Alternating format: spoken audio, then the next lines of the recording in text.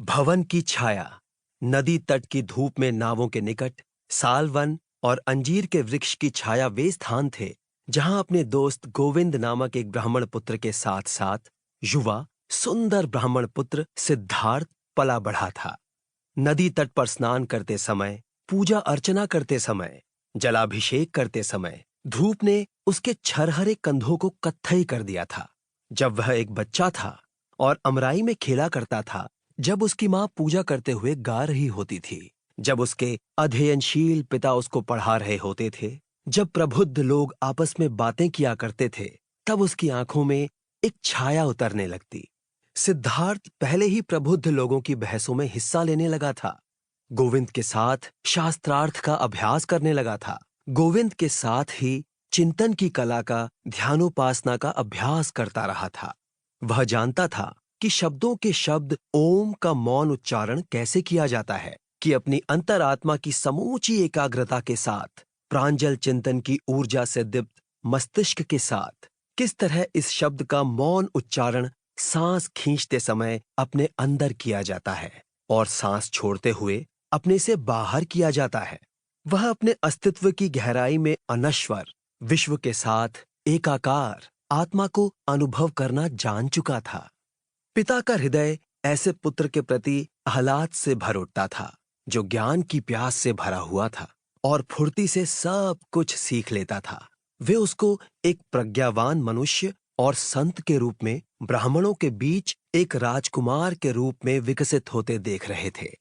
जब उसकी माँ उसको देखती, जब वो उसको चलते हुए, बैठते उठते हुए देखती, उस हृष्ट-पुष्ट सुंदर सिद्धार्थ को जो पूरे आदर के साथ उसका अभिवादन करता हुआ अपने छोटे-छोटे पैरों से चलता उसके पास से गुजरता, तो उसकी छाती में आनंद की हिलोर उठने लगती।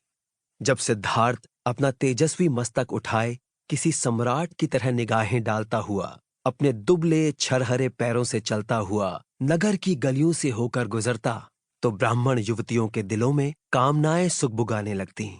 लेकिन तमाम दूसरे लोगों से कहीं अधिक वह अपने ब्राह्मण पुत्र दोस्त गोविंद का स्नेह पात्र था। वह सिद्धार्थ की आंखों और उसके मधुर स्वर से प्रेम करता था। वह उसकी चाल से और उसके पैरों की सर्वथा संतुलित सौम्य गति से प्रेम करता था।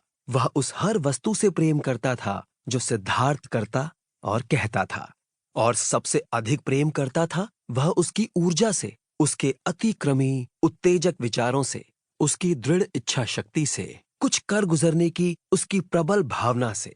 गोविंद जानता था वह कोई साधारण ब्राह्मण, पूजा पाठ करने वाला कोई आलसी पुरोहित नहीं बनेगा, न चमत्कारी करिश्मे दिखाने वाला कोई लालची व्यापारी, न कोई खोखला गाल बजाने वाला वक्ता, न कोई क्षुद्र धूर्त पुरोहित, और न ही भेड़ों के झुंड की कोई भली सी मूढ़ भेड़ भी नहीं। और वह यानी गोविंद भी वैसा कुछ नहीं बनना चाहता था। वह भी नहीं चाहता था कि वह हजारों ब्राह्मणों जैसा ही एक ब्राह्मण बनकर रह जाए। वह सिद्धार्थ का, अपने प्रिय और अनुपम सिद्धार्थ का अनुसरण करना चाहता था। आने वाले दिनों में जब सिद्धार्थ एक देवता बन जाने वाला था, जब वह दिव्य हस्तियों में शामिल हो जाने वाला था, तब गोविंद उसके दोस्त के रूप में, उसके साथी, सेवक, सेनानी के रूप में, उसकी छाया के रूप में उसका अनुसरण करना चाहता था। इस प्रकार सिद्धार्थ हर किसी का स्नेह पात्र था। वह हर किसी के लिए आनंद का स्रोत था, सभी लोगों के लिए सुख का कारण था। लेकिन वह यानी सिद्धार्थ स्वयं के लिए आनंद का स्रोत नहीं था। उसको अपने भीतर किसी तरह के आह्लाद का अनुभव नहीं होता था।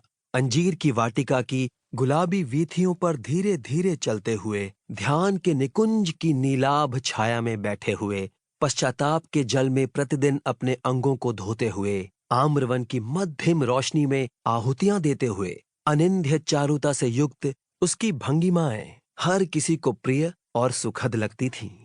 लेकिन उसका हृदय तब भी आनंद से पूरी तरह सूना बना रहता था।